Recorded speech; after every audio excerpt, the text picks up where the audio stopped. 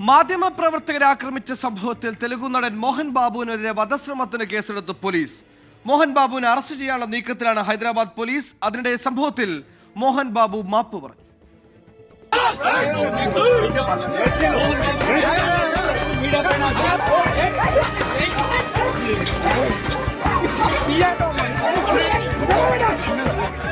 രണ്ട് ദിവസം മുൻപ് മോഹൻ ബാബു തന്നെ വിളിച്ചു ചേർത്ത വാർത്താ സമ്മേളനത്തിനിടെയായിരുന്നു സംഭവം. മകൻ മഞ്ജു മനോജ് മോഹൻ ബാബുവിനെതിരെ നൽകിയ പരാതിയെക്കുറിച്ച് മാധ്യമപ്രവർത്തകർ ചോദ്യമുയർത്തി. ഇത് മോഹൻ ബാബുവിനെ ചൊടിപ്പിച്ചു. പിന്നാലെയാണ് ചോദ്യം ചെയ്ത മാധ്യമപ്രവർത്തകനെ മൈക്ക് പിടിച്ചുവാങ്ങി തല്ലിയത്.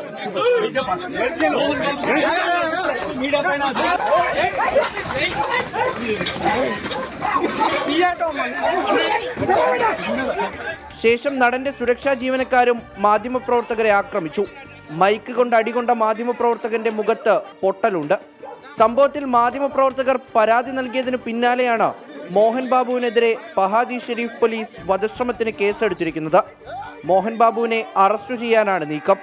ആക്രമണത്തിന് പിന്നാലെ ആശുപത്രിയിൽ ചികിത്സ തേടിയ മോഹൻ ബാബു തന്റെ ഭാഗത്തു നിന്നുണ്ടായ പിഴവിൽ മാപ്പ് ചോദിച്ചു. പെട്ടെന്നുണ്ടായ പ്രകോപനമാണ് ആക്രമണത്തിന് പിന്നിലെന്ന് നടൻ തന്നെ സമ്മതിക്കുന്നു. മകൻ മഞ്ജു ബാബുവും ഖേദപ്രകടനം നടത്തി. എന്നാൽ ഇതുകൊണ്ടൊന്നും അറസ്റ്റ് തടയാനാകില്ലെന്നാണ് സൂചന. 24 ചെന്നൈ.